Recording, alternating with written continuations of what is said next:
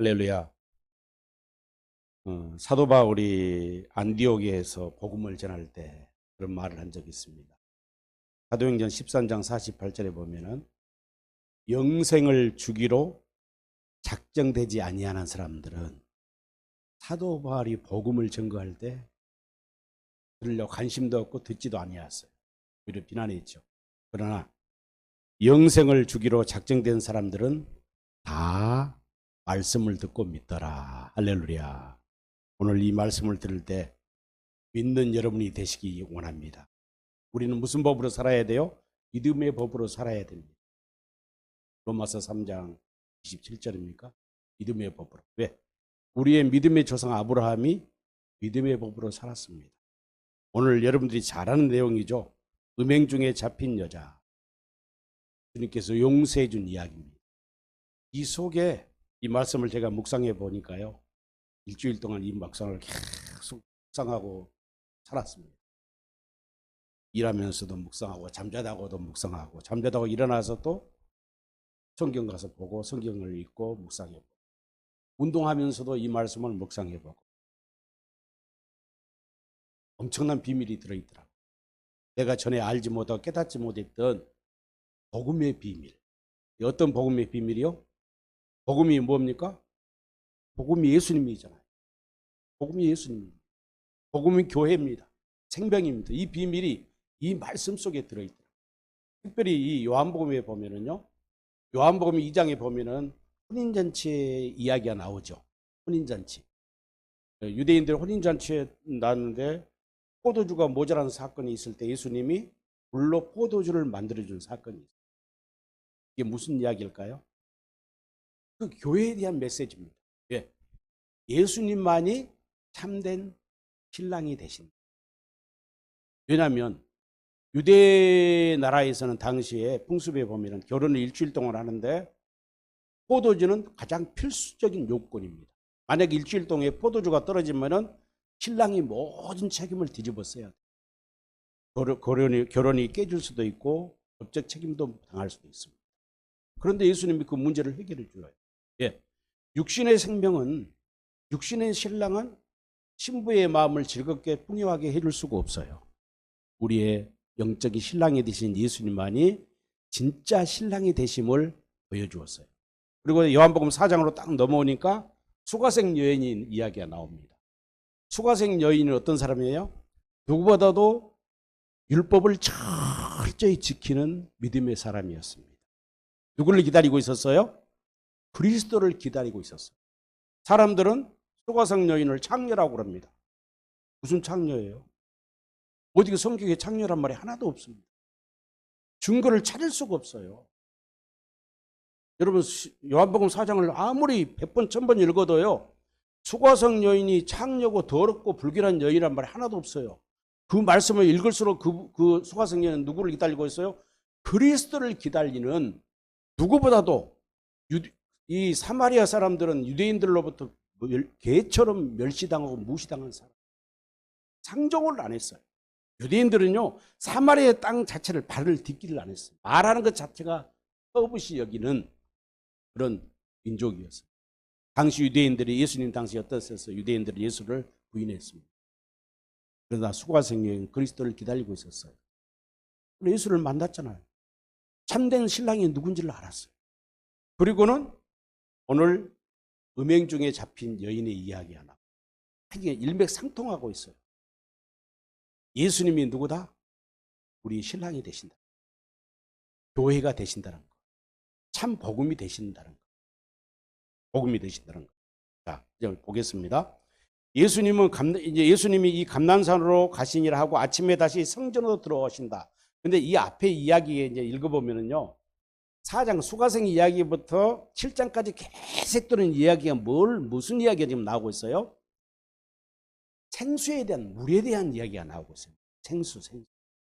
생명의 떡에 대한, 이게 생수나 떡이나 같은 말이에요. 생수나 성령. 이렇게 성경에서 이 물이라는 것은 말씀이나 또 생명이나 같은 말이에요. 그러니까 요한일서 5장에 보면 그랬잖아요.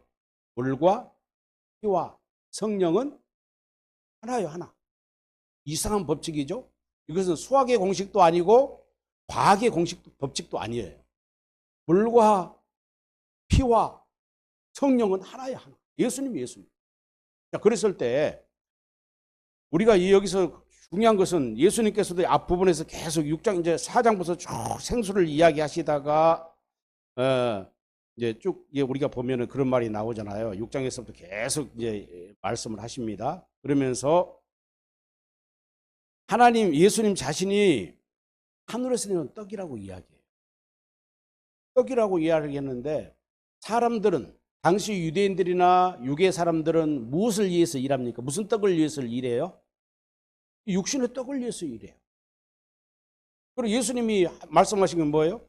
너희가 육신의 떡을 위해서 일할 때가 아니라는 거예요. 지금. 우리의 때도 마찬가지입니다. 어떤 떡을 위해서 일해야 돼요? 생명을 떡기 위해서 일을 하라는 거예요. 그러니까 하나님의 일이 뭐냐라고 물어보니까 뭐라고 그래요? 하나님의 일이 뭐냐 물어보니까 뭐라고 대답하십니까? 네. 하나님의 일이 뭐냐고 물어봐요. 그러니까 예수님이 요한복음 6장 29절에서 하나님께서 보내신 일을 믿는 것이 하나님의 일이다. 할렐루야. 우리는 다 오늘날 한국교회도 다 착각하고 있어요. 하나님의 일이 교회에서 어떤 육신적인 어떤 종교적인 교회에서 열심히 내서 일하고 종교적인 열심히 자기의 어떤 인간적인 노력을 해서 어떤 하나님 앞에 자기의 공로를 드러내려고 하는 것을 갖다가 하나님의 일로 착각하고 있다는 거예요. 하나님은 절대, 지난번에도 내가 설교할 때, 지지난주에 설교할 때 그 말씀했습니다. 하나님은 결단코 우리에게 어떤 공로를 요구하지 않습니다. 하나님은 우리에게 헌신을 요구하지도 않습니다. 하나님은 우리에게 헌금이나 재물을 요구하지도 않습니다. 구약시대는 요구하셨죠. 우리가 은혜의 시대, 복음의 시대, 성령의 시대에 사는 우리들에게는 하나님은 어떤 것도 우리에게 요구하는 것이요. 우리에게는 오직 하나님의 일을 하라 그 말이에요. 하나님의 일만 하라는 거예요. 그런데 오늘날 교회에서는 자꾸 율법으로 돌아가고 있어요. 하나님의 말씀을 듣고 하나님의 말씀을 듣고 살다가 다시 율법으로 돌아가면 어떻게 되는 거예요? 하나님의 말씀을 듣고 살다 갈라디아서 5장 4절에 보면요, 하나님의 말씀을 율법으로 통해서 자기가 의롭게 되려고 노력한 사람은 어떤 사람이에요? 그리스도께서 끊어진 자예요. 끊어진 자. 오히려 그리스도께 끊어진 자예요. 복음을 예면하고 생명의 길을 걷지를 싫어하고 다시 과거에 믿음이 오기 전에 초등학문으로 돌아가려고 하는 사람들을 예수님을 다시 십자가에 못 박은 사람들. 우리가 이걸 잘 알아야 돼요. 하나님의 일이 뭐라고요? 내 안에 오신 그리스도를 믿는 것이 하나님의 일입니다. 하나님은 이것을 요구하십니다. 그래서 오직 의인은 복음을 믿음으로 말미암아 살리라. 복음을 믿음으로 살라는 거예요. 그래서 이 하나님은 그래서 우리가 오늘날도 육신의 떡을 위해서 사는 자가 아니라 하늘에서 내려온 산떡이신 예수를 믿음으로 살라는 거예요. 그래야 그 생명을 떡을 먹어야만이 하나님이 창세절에 계획하신 교회의 비전이 어디에서 이루어지는 것이에요? 나를 통해서 이루어지는 거예요. 저와 여러분이 교회가 되는 거예요. 오늘날 많은 목사님들이나 성도들이 교회를 다니면서요, 교회의 비밀을 모르고 다니는 사람들이 많아요. 교회는 다니고 교회에 충성하라, 교회에 열심히 하라고 이야기하는데 뭘 모른다고요? 교회의 비밀을 몰라요. 교회의 비밀을 모르니까 교회를 뭐라고 그래요? 건물을 갖다가 교회라고 그러고 성전이라고 그래요. 성경이 어디 건물을 갖다가 성전이네 교회라 그런 적 전혀 없습니다. 교회는 하나예요. 예수 그리스도 한 분이 한 분. 세상의 종교는 다신이에요, 다신. 그러나 우리 하나님은 오직 살아계신 한 분 유일신 사상이에요. 그래서 구약시대 이스라엘은 하나님이 성소가 몇 개가 있습니까? 예루살렘에 하나밖에 없어요. 오늘날도 교회는 하나입니다. 예수님이 한 분이고 그 지체들의 공동체가 갖다 지교회라고 그러는 거죠. 교회들. 그런데 오늘날 뭐라고 그래요? 자기 지교회만 생각해. 서로 돕고 화목하고 하나 되어서 생목으로 자라날 교회가 자기들이 다니는 하나의 목회자를 중심으로 하나의 그리스도의 공동체라고 하는 이 공동체 이 지체만 그 지교회만은 잘 되고 부흥하고 수적 부흥만 생각하는 거예요. 뭘 모르니까요? 하나님의 일을 모르고 교회의 비밀을 모르고. 자, 오늘 이제 본문으로 들어갑니다. 예수님은 감난소로 가시니라. 아침에 다시 성전으로 들어오시니 백성이 나오니라. 성전으로 들어가시니 백성으로 나오니라. 자, 예수님 당시 성전이 어떤 성전입니까? 헤롯 왕이 지었던 성전이에요. 이건 진짜 성전이 아닙니다. 법궤가 없을 뿐만 아니라요, 그곳은 생수의 강물이 흘러나오는 성전이 아니에요. 성전은 반드시 뭐가 흘러나와야 돼요? 생수의 강물이 흘러나와요. 스가랴서 14장 8절에 보면은 생수가 예루살렘에서 동과 서로 흘러내립니다. 성소의 모습이에요. 에스겔서 47장 성전 문지방에 물이 흘러나오잖아요. 그 물이 사람의 키가 넘을 정도로 창일하게 되고 세상에 사해 바다가 죽은 바다가 갯벌이 살아나고 이런 역사가 나타나잖아. 할렐루야.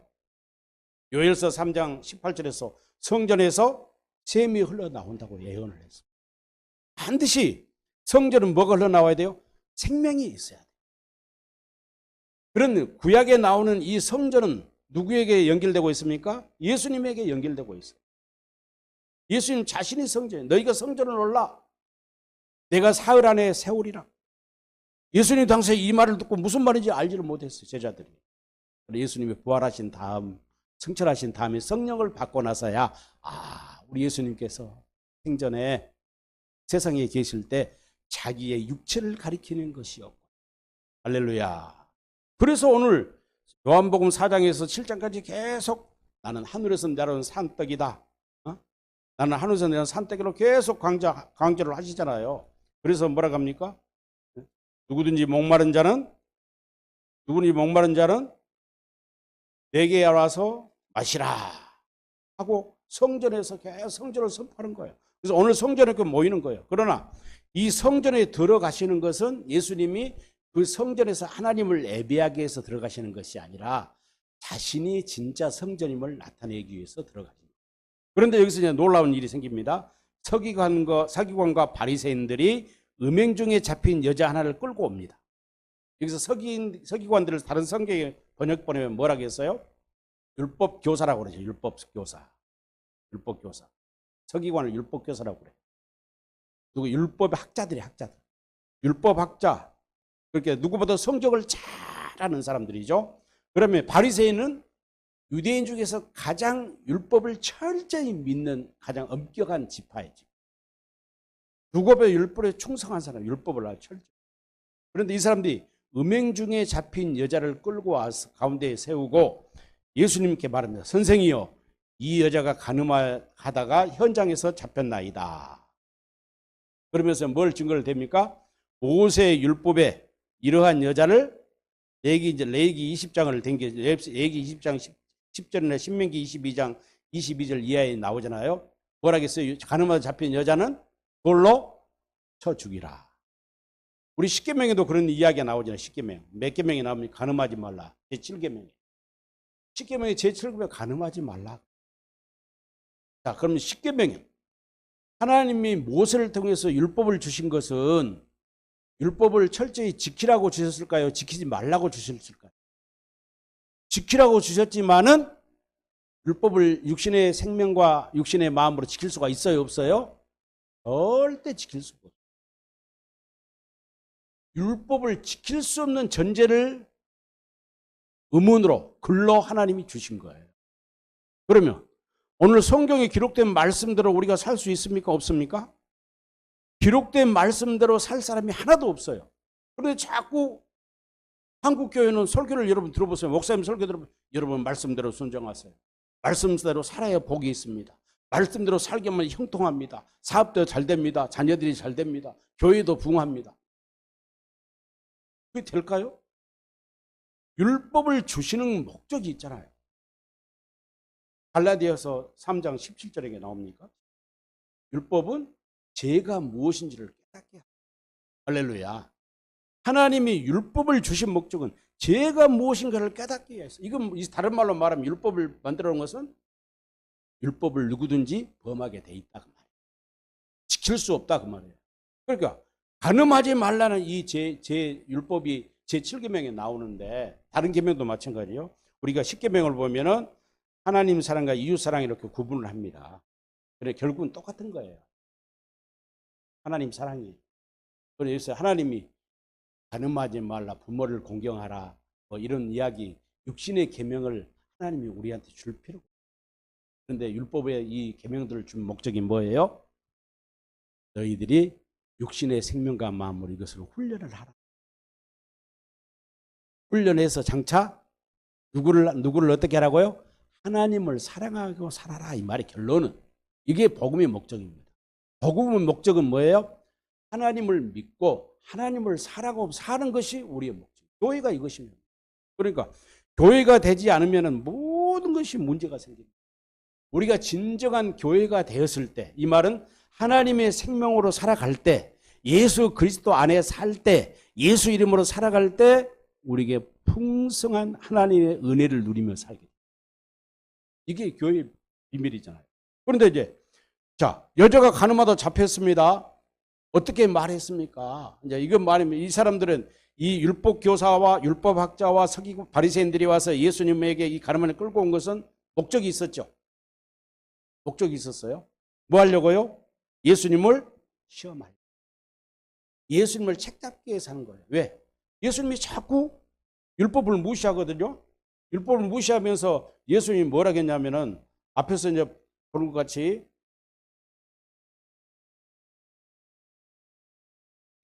요한복음 7장 19절에 보면 예수님이 이런 말씀하세요. 모세가 너희에게 율법을 주지 아니하였느냐?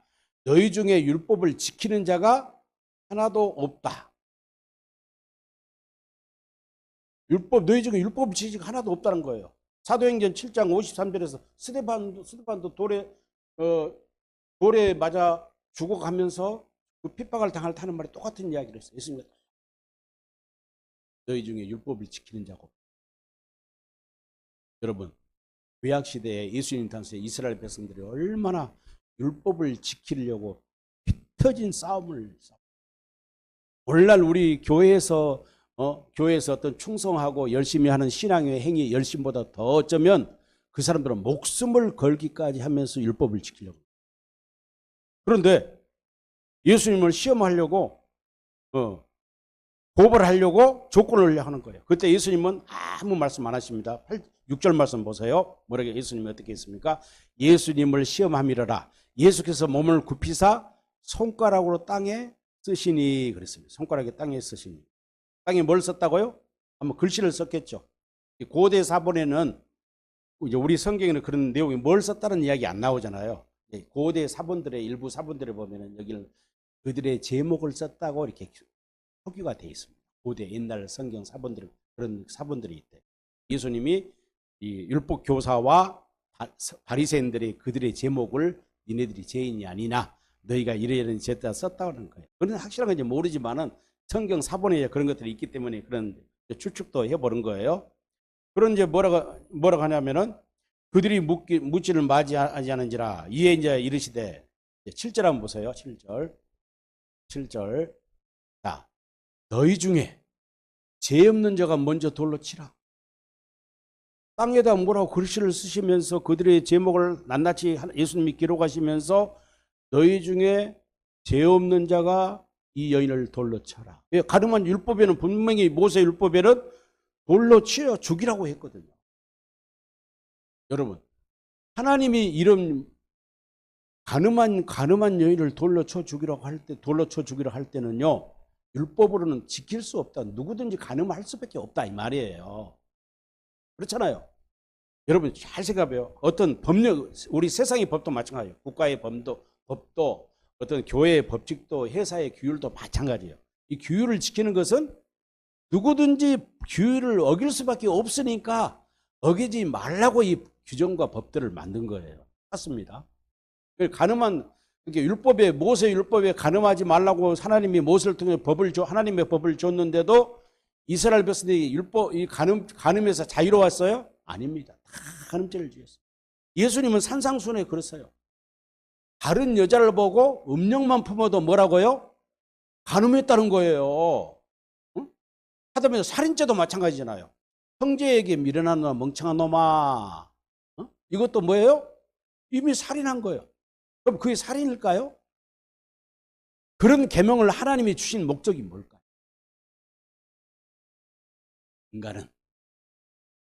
인간의 육신의 생명으로 육신의 마음으로는 어떻게 할지라도 하나님의 법을 지킬 수 없다는 것을 깨닫게 하기 위해 그러니까 누구든지 살인할 수 있는 거예요.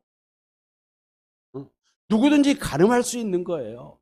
그래서 이 간음의 문제는 어떤 인류 도덕적이고 윤리적인 문제를 다루기 위해서 하나님이 율법을 십계명을 만들어 주신 게 아니다 그 말이에요.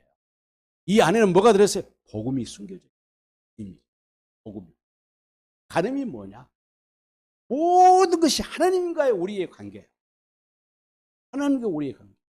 창세기 2장 7절에서 하나님이 흙으로 인간을 만드시고 코에다가 생기를 부어 넣으니 생명이 된지라.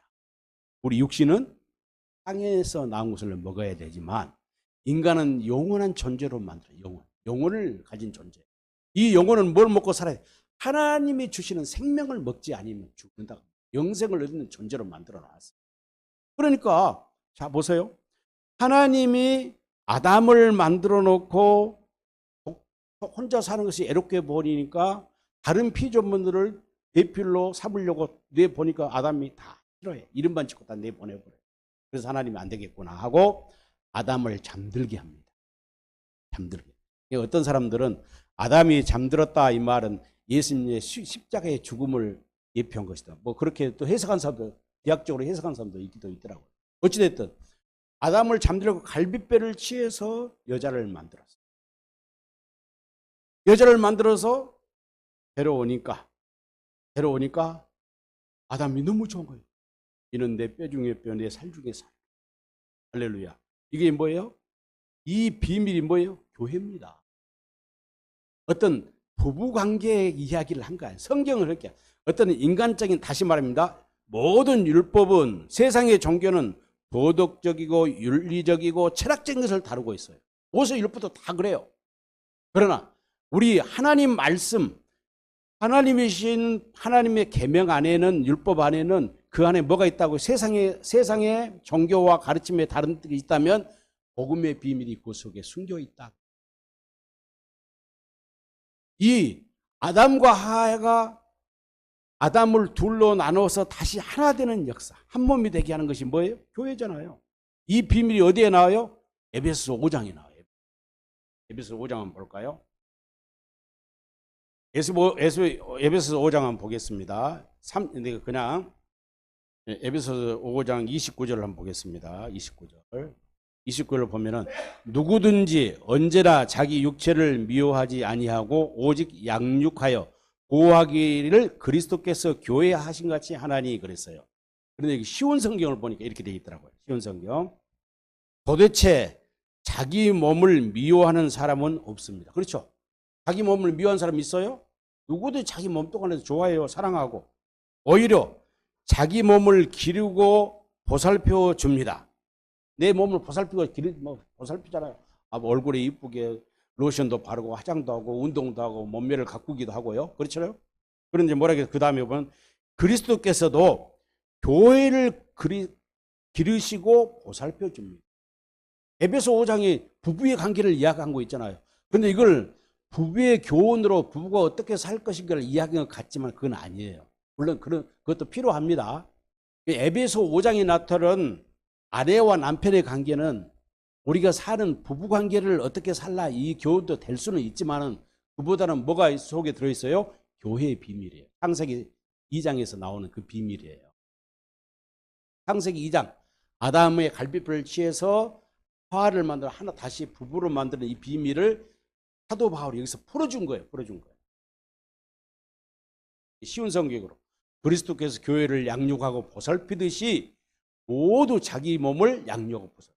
그리스도가 누구를 보살핀다고요? 신랑 대신, 남편 대신 그리스도가 아내 된 저와 여러분들을 어떻게 한다고요? 양육하고 보살펴 주신다니까요. 이게 부부요, 하나님과 우리의 관계. 자, 그러면서 뭐라 했어요? 이 비밀이 크도다 그랬어요. 32절에 보면. 이 비밀이, 우리 개혁성경입니다. 개혁개정. 이 비밀이 크도다 할 때는 메가스란 말이에요. 이게 헬라어는 메가스, 크다. 메가톤급 그러잖아요. 그냥 크다는 말이 아니에요. 엄청나다 이 말이 이거니까 엄청나다 크다가 말이에요. 이 비밀이 크다. 나는 그리스도와 교회에 대해서 말하나. 이 메가톤급이 이 비밀이. 그러니까 창세기 2장 24절에 나온 것들 풀어주는 거예요. 그래서 이 음행이란 말이 뭐냐면은 인간의 남녀 간의 윤리적 도덕적으로 분류를 가리키는 것 같지만은 성경에 말한 간음이나 음행은 하나님을 믿지 아니하고 하나님의 백성이 하나님을 믿지, 다시 말해서 하나님이 일을 아니하고 육신의 일을 하는 것입니다.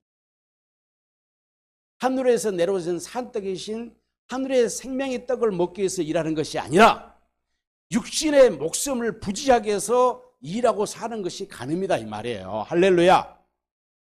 할렐루야. 그게 대표적인 것이 뭐예요? 호세아서요, 호세아서. 하나님이 호세아를 선지자를 부르고 너는 고멜이라는 창녀를 아내로 삼으라는 거예요. 이게 말도 안 되는 소리 아니에요? 근데 하나님이 이스라엘을 자기 아내로 삼으셨어요. 자기 아내를 삼았어요. 창녀 같은 이스라엘 백성을 자기 아내로 삼아서 결혼을 한 거예요. 그것이 출애굽기 이야기가 바로 그 이야기예요. 모세와 시내산에서 언약을 맺은 것이 혼인서약을 맺은 거예요. 자, 보세요. 그래서 우리가 잘 아는 새 언약. 새 언약이 뭐예요? 에레미야서 31장 31절. 한번 볼까요? 한 절만 딱 보겠습니다.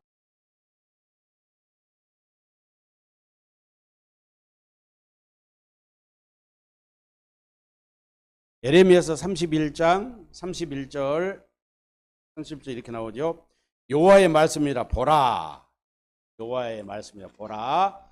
날이 이르리니 내가 이스라엘 집과 유다 집에 새 언약을 맺으리라. 새 언약을 맺는다. 이 말이 뭐예요? 두 번째 언약을 맺는다 그 말이에요. 왜? 첫 번째 언약은 모세와 시내산에 맺었던 언약을 첫 번째 언약이라고 그럽니다. 두 번째 언약은 바로 이거예요. 두 번째 언약은. 두 번째 언약. 사실은 첫 번째 언약도 복음은 복음이지만은 인간의 생명은 지킬 수 없는 복음입니다.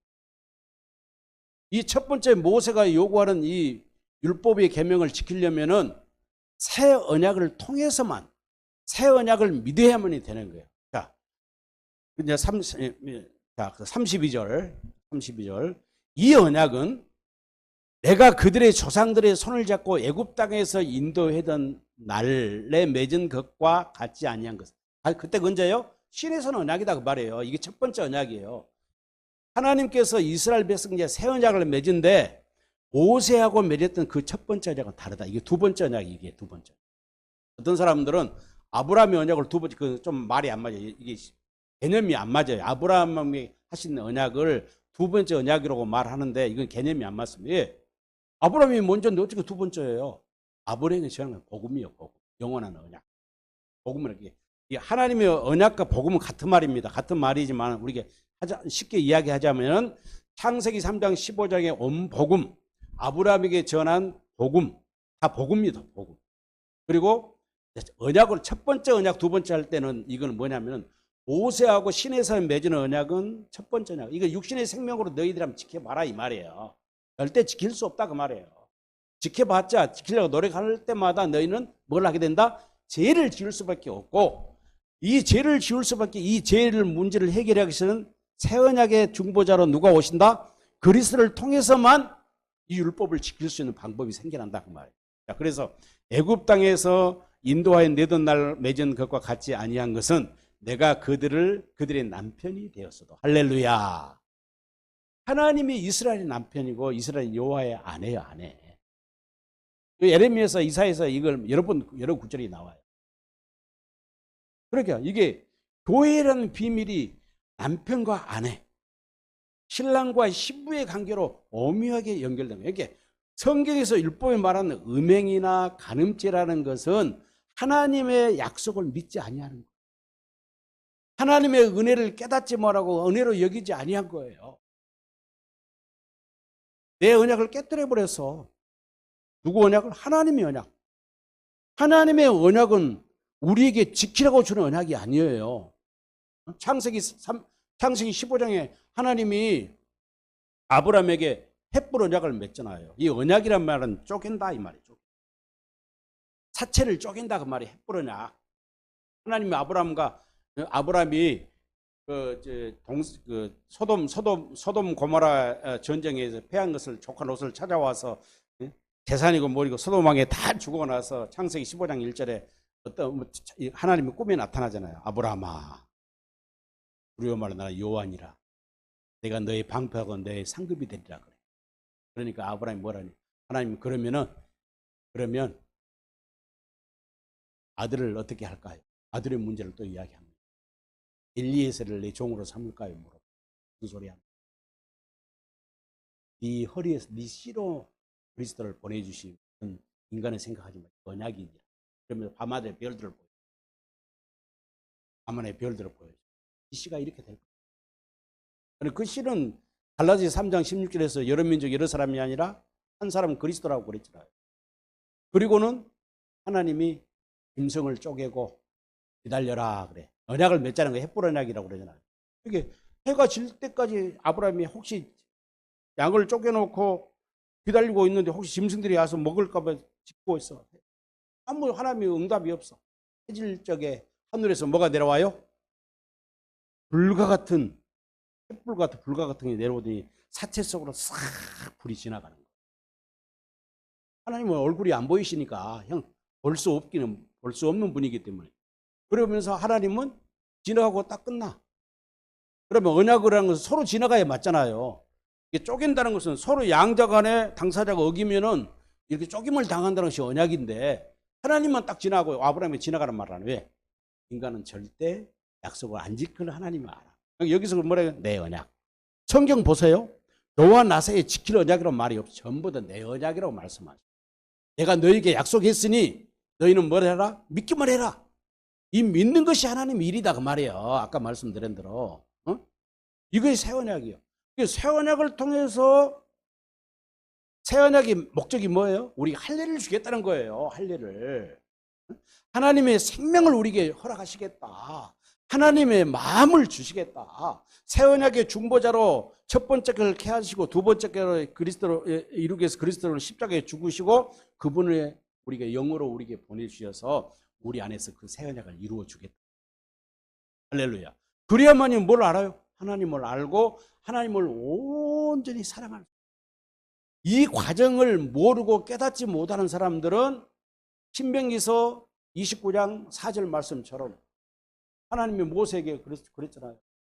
그리고 40년 동안 광야 40년 동안 너희에게 내가 깨닫는 마음과 듣는 귀와 보는 눈을 허락하지 아니해.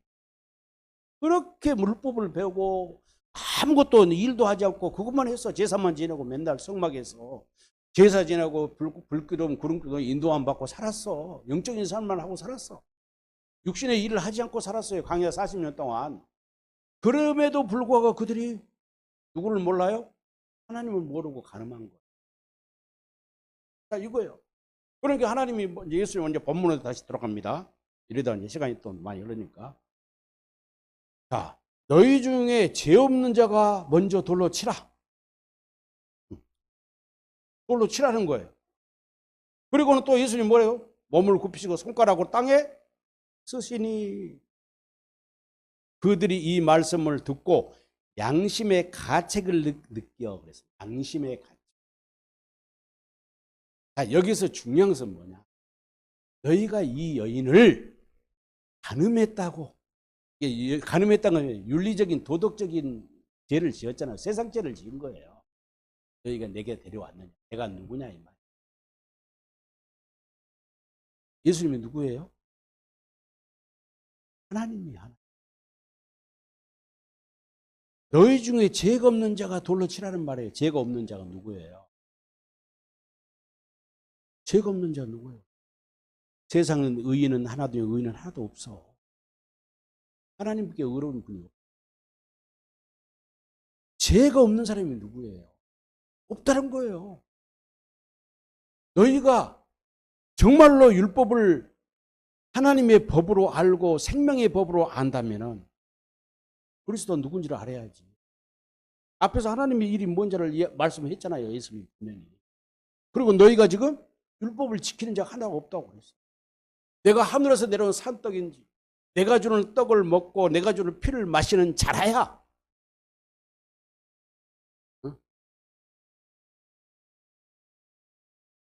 영생한다고 했는데 예수를 모르는 거예요. 죄를 모르는 거예요. 이 사람들이 지금 세상적인 육신적인 도덕적인 윤리적인 간음을 한 여인을 끌고 와서 돌로 쳐 죽이겠다 하면서 예수님을 시험하라는 거예요. 너희 중에 죄 없는 자는 누구냐. 그러니까 이 사람들은 어떻게 했어요? 제목을 예수님이 땅에다 쓰니까 양심의 가책을 받고 로마서 1장에 사람의 마음에 양심이라는 게 율법을 새겨놨다고 그랬잖아요. 지금 그들은 그 영적인 복음의 비밀을 알지 못하고 아직도 초등학문에 갇혀 있는 거예요. 믿음이 오기 전에 이전에 지금 학문 속에 갇혀 있는 거예요. 어둠 속에. 영적인 소경들이에요. 이 사람들이 진짜 환자들이에요. 예수님은 어떻게 이 세상에 오셨습니까? 육신의 몸으로 오실 때는요. 예수님은요. 왕족으로 오신 것도 아니에요. 선지자의 모습으로 오신 것도 아니에요. 제사장의 모습으로 오신 것도 아니에요. 병든 자의 모습으로. 나그네의 모습으로 오셨습니다.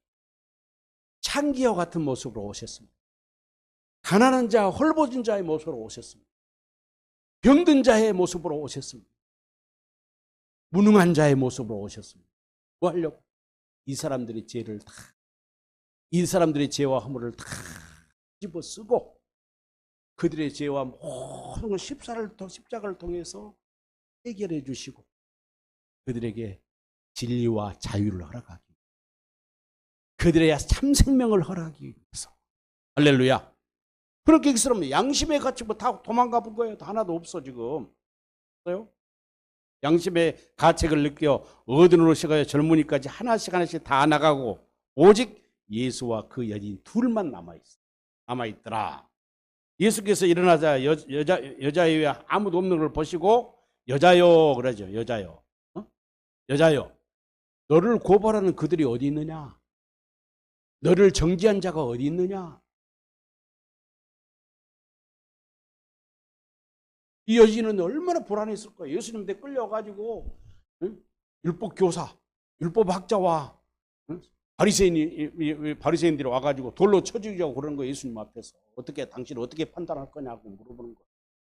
그런데 예수님이 너희 중에 죄 없는 자가 싫어가 다 도망가고 없는 것으로 보고 예수님이 단둘이 있는 이 여인의 마음이 어땠을까요? 예수님의 마음을 이 여인은 과연 예수님을 어떤 존재로 봤을까요? 성경에 안 나왔잖아요. 내가 봤을 때는 이 여인을 이미 예수님은 당신의 신부로 삼으셨어요. 어쩌면 만약에 우리가 이제 이야기합시다. 다른 사람이 도망치고 없었다면 이 여인도 어쩌면 도망쳐야 돼. 예수님 그런 말을 했어요. 아이고 나를 돌로 쳐 죽인 사람들 죽이라는 율법학자와 이 사람들이 도망가고 없으니까 나 때는 이때다 나도 도망가 버려야지. 그런 것을 이런 생각을 해봤어요. 가만히 생각해봤어요. 이 여인이 정말로 자기가 부도덕한 그 간음죄를 지었는지 확실한 것을 모르겠지만 지금 왜냐하면 이 여인이 간음죄를 지었다는 건 확실하지 못해. 왜? 율법에도 두세 사람이 증인이 필요하잖아요.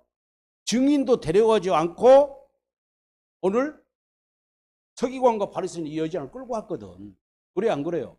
율법에 보면 분명히 두 사람 이상의 증인이 있어야 돌로 쳐 죽여야 돼. 간음의 현장에 목격을 해야.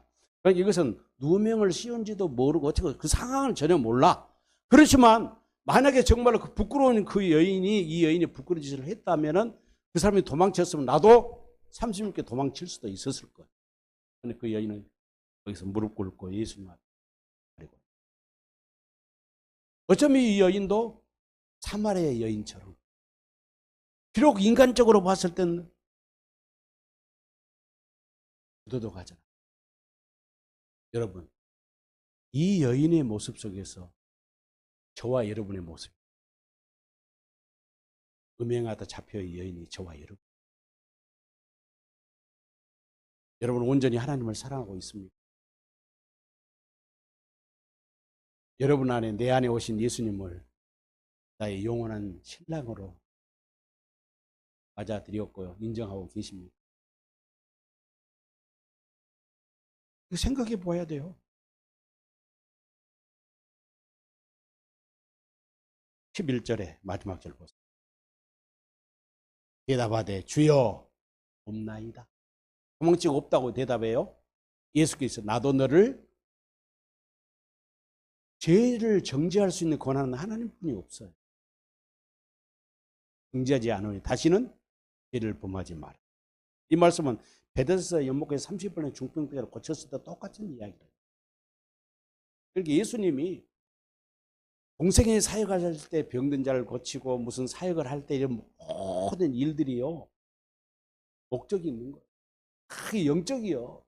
단순히 육신의 어떤 질병을 고쳐주시고 도덕적이고 윤리적인 범죄한 자를 어떻게 용서해주고, 이게 문제가 영적인 거예요. 그 이야기가 이제 뒤쪽에 보면 나와요. 그리고는 이제 예수님이 12절에 이런 말이 합니다. 12절. 예수님, 이게 중요해요. 12절 말씀. 예수께서 말씀을 이르시되 나는 세상의 빛이니. 할렐루야. 나는 세상의 빛이다. 지금 이 앞에까지 장면이 어떤 장면이 어두운 장면이잖아요. 로마서에 보면 7장까지는 어두운 이야기들이요. 그렇죠? 로마서 8장 1절로 딱 넘어가서 뭐가 비쳐요? 생명의 빛이 확 비쳐요. 생명의 법이 우리에게 비춰져. 그때 똑같은 이야기입니다. 가늠한 영이 잡혀서 판결을 요구했을 때 다 도망가고 단둘이 남아서 예수님이 마지막 판결하는데 나도 너를 정죄하지 않겠다. 용서해버려. 이거 아카페잖아요. 이때 이 여인은 하나님의 생명을 받은 거예요. 하나님의 마음을 받은 거예요. 복음을 깨닫게 해주신 거예요. 인간의 생각으로 된 것이 하나님이 일방적인 은혜로 이 여인을 깨닫게 한 거예요. 그리고 뭐라고 하냐? 나는 세상의 빛이니. 요한복음 1장에 어두운 세계에 생명의 빛으로 오신 예수님. 요한은 이걸 강조하고, 빛 대신 예수님을 강조하고 있잖아요. 어두운 세상에. 자, 나를 따르지 아니한 자는 어둠에 다니지, 따르는 자는 생명의 빛을 얻으리라. 누구를 따르라고요? 이제 예수님을 따르라고 말해요. 그리고 이제 뒤에 가면 이제 이런 이야기 합니다. 증언에 대해서 이야기해요. 증언에 대해서. 시간이 없기 때문에 증언에 대해서 이야기합니다. 바리새인들이 이제 질문하죠. 내가 너를 위하여 증언하니 내 증인은 참되지 아니야. 예수님의 증언이 참되지 않다고 말해요. 이게 뭐라고 하느냐? 5절, 8장 5절 8장 15절 한번 보시기 바랍니다. 시간이 없습니다. 15절에 보면은 아까 보세요. 5절에서는 모세는 율법에서 이런 여자를 돌로 쳐 죽이라고 명령했다 그랬는데, 이걸 갖다가 뭐라고 했어요? 15절에서는 예수님이 뭐라고 하냐면, 너희는 세상의 표준을 가지고, 제가 세 번의 성경을 보고 있어요. 너희는 세상의 표준을 가지고 판단하지만 나는 그렇게 판단해. 아까 뭐라고 했어요? 서기관과 바리새인들은 가늠한 여인을 끌고 와서 모세의 율법을 가지고 판단해. 모세의 율법은 예수님이 뭐라고 그래요? 세상의 기준이다. 하나님의 법은 법이지만 그건 지킬 수 없는 법이, 육체에 가는 육체의 생명에다 준 법이기 때문에 세상의 기준이다 그 말이에요. 우리 개혁성경은 뭐라고 그랬어요? 5절에 육체를 따라 판단한다 그 말이에요. 세 번의 성경은 너희는 세상의 표준을 가지고 판단한다. 그러나 예수님이 판단은 뭐예요? 내 판단은 16절 보세요. 설령 내가 16절 보면 내가 만일 판단해도 내 판단이 참되니 이는 내가 혼자 하는 것이 아니요 나를 보내신 이가 나와 함께 계십니다. 이 판단은 누구 판단이라고요? 아버지의 판단. 생각하지 마라. 내가 결정한 것은 이 죄인에게 죄 없는 자가 돌로 치라 하고 내가 이 여인에게 너는 정죄하지 않는다고 용서해 버리는 것은, 이 판단은 하나님 아버지의 다 하나님 아버지의 사랑의 행위니라. 우리는 항상 우리 인간들은 항상 어떤 것을 이야기합니까? 종교적인 관습으로 이야기하잖아요. 종교적인 관습. 판단합니다. 교회 안에서 누가 더 믿음이 좋으냐 판단해요. 뭘 판단합니까? 율법이나 교회의 전통, 교회의 규칙, 어떤 관습 이런 걸 따라요. 뭘 모르니까 복음을 모르니까. 세상의 관습으로 세상의 표준을 가지고 누가 의롭냐 부도적 간에 판단합니다. 복음은 어떤 경우라도 교회의 간섭이나 사람의 기준으로 이게 뭡니까? 그래서 우리에게 요구된 것은 뭐예요? 아카페잖아요. 이제 우리가 가장 우리에게 필요한 건 이웃 사랑입니다. 야고보서 2장 8절에서 이웃을 사랑하는 것이 무슨 법이라고 해서 최고의 법이다. 율법이 최고의 법이 아니라 율법은 가장 낮은 단계의 법이요. 최고의 우리에게 새 계명을 이루어 주신 목적이 뭡니까? 새 언약을 주신 목적이요. 새 계명으로 살기. 하나님을 사랑하며 살기 위해서. 어떤 경우라도 나는 하나님을 사랑하며 살기 하기 위해 신부된 교회된 우리가 신랑된 예수님만을 믿고 예수님만을 사랑하며 살게 하기 위해서. 그리고 우리는 최고의 법을 믿고 살아야 한다고 말했어요. 이것이 이웃사랑의 계명.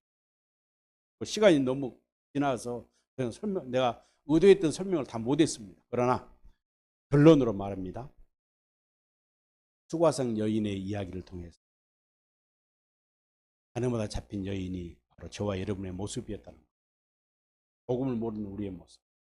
그러나 이 문제를 우리가 다 예수님이 그 여인을 용서하는 모습을 통해서 우리는 항상 세상의 표준을 가지고 남을 판단하고 정지하고 잘났냐 뭐 따져.